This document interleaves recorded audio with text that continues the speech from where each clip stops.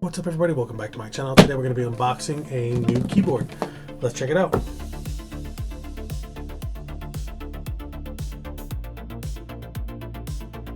So I've been using the R100. I always get it backwards if it's Royal Axe that makes it or ProtoArc, but either way this has been a fantastic keyboard, especially for around, I think I got it for $80-ish.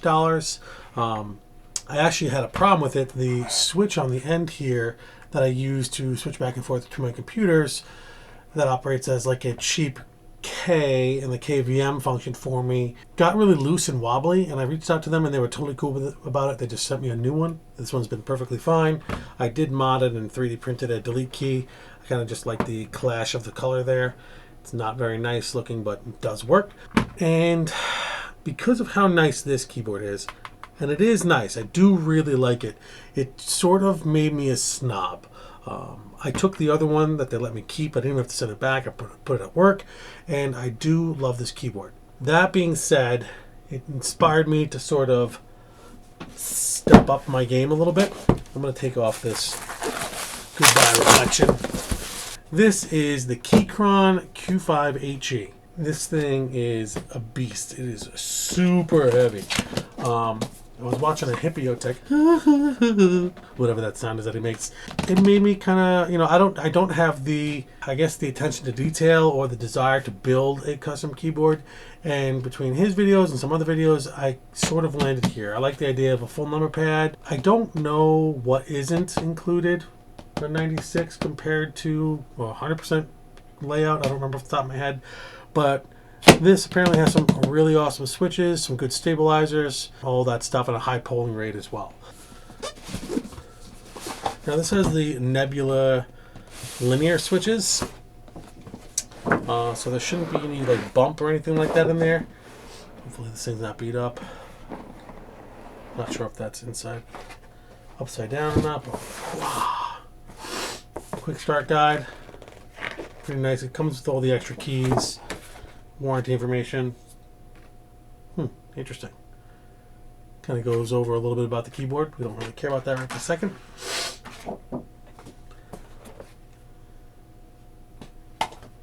And a little bit more about the magnetic switch keyboard. For accessories, we have a key and cap puller, or switch and cap puller, sorry. A nice USB-C cable that I'll probably give to my wife for her soon-to-be Royal ProtoArc case and keyboard. The keys to swap. You got Alt and Windows in there, and a USB to C converter. That's pretty cool that they include that. Some additional tools, some feet, a Allen key, some other screws. I'm not 100% sure what those are for right now, but I think that's it for accessories. I see something else hiding in there. Oh, and the actual dongle itself. Pretty neat. Oh boy. Not gonna lie, I'm pretty excited right now. Ho ho ho ho. That thing is heavy. Right away I could see a key popped off. Hopefully nothing's broken. And it's on. That's interesting. Ugh. Lost a key. Man down. Put that back on. My goodness, this thing looks amazing. Oh, I get it. I finally get it, people. With all your funky slang, creamy, buttery, smooth, click, clack, thock, all those things. I get it. I totally get it. I'm sorry I was judging.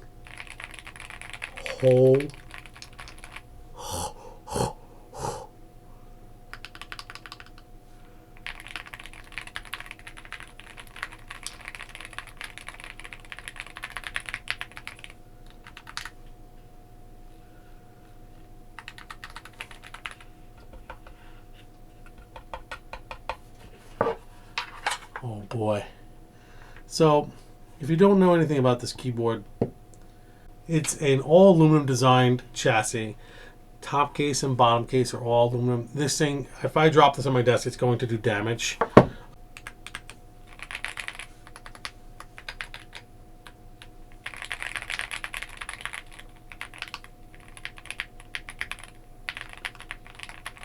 The volume knob here. I don't want to have to pull the keyboard apart to make it sound the way I want. I don't want to have to experiment with internals like different foams and placing different things in here and there. So that's why I ultimately ended up going with a fancy pre-built option. I am missing...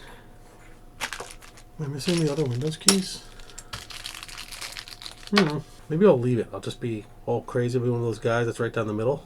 The keycaps are nice. I'm pretty sure these are double shot. I'm not 100% sure on all the details, but they have a pretty good concave to them. We'll make this the Windows side and leave the other side. Not that I have much of a choice. I think I'm missing some keys, but I'm not really that upset about it. I do have a Mac up there, a PC there, and another PC in front of me that I use Synergy to connect them all. So it's not really the end of the world, but judging from the quality of the package that arrived, I'm pretty sure I'm just missing the key. So on the front side, you have your USB connection, USB-C. You have your Mac and Windows selector. We're going to leave that on Windows. You have the three options for dongle, right? So here's the dongle that it comes with. They have a G that's probably for 2.4 gigahertz. Then you have a Bluetooth option. Oh, I'm sorry, your USB option and your Bluetooth option. What I end up doing is I hardline it to my main computer, I Bluetooth it to my Mac, and I 2.4 gigahertz connection to my laptop that's over there. So it allows me to switch between all the machines pretty easily, pretty quickly. The switch feels pretty solid too. It's not rattling around or anything like that. I've seen a couple of reviews. I think Jay's 2 Cents did a review where his buttons over here were rattling. This one doesn't appear to be having that problem. I like the orientation of the keys in the middle here. The Del, page up, page down, home. Just feels really solid. I'm not a keyboard enthusiast by any stretch of the imagination, but I do appreciate quality when I see it, and this definitely is quality. From start to finish, this thing really seems to deliver. From an aesthetic point of view, the quality across the board is just there.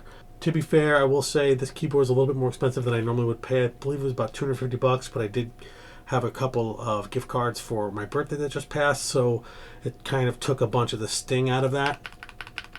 My goodness. If you're an ASMR person, that's probably doing it for you right now.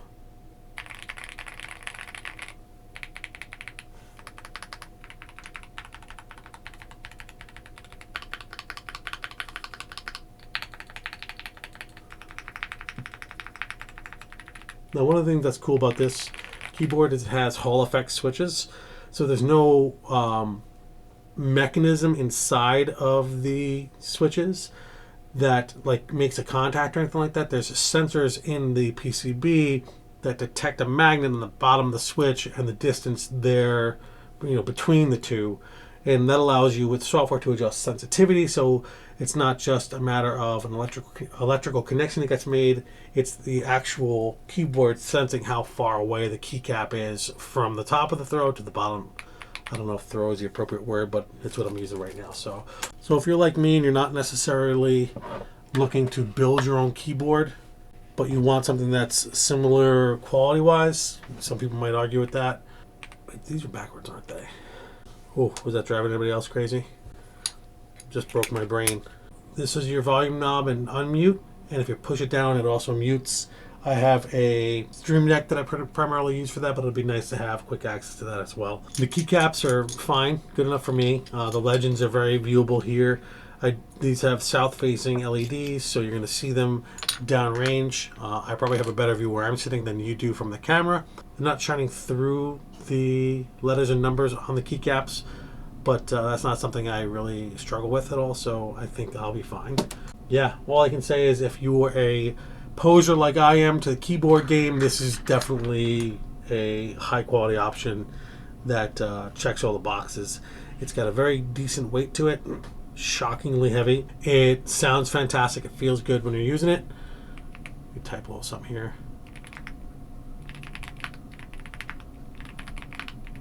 It's the best sounding iBeacon VIG I've ever heard. Thank you for checking this out with me. This is definitely not an in-depth review, but if you're looking for a high-quality keyboard that you don't have to put together yourself, this might do it for you. If you liked the video, hit that thumbs up. If not, the thumbs down works as well. And as always, I appreciate the subscription. Peace.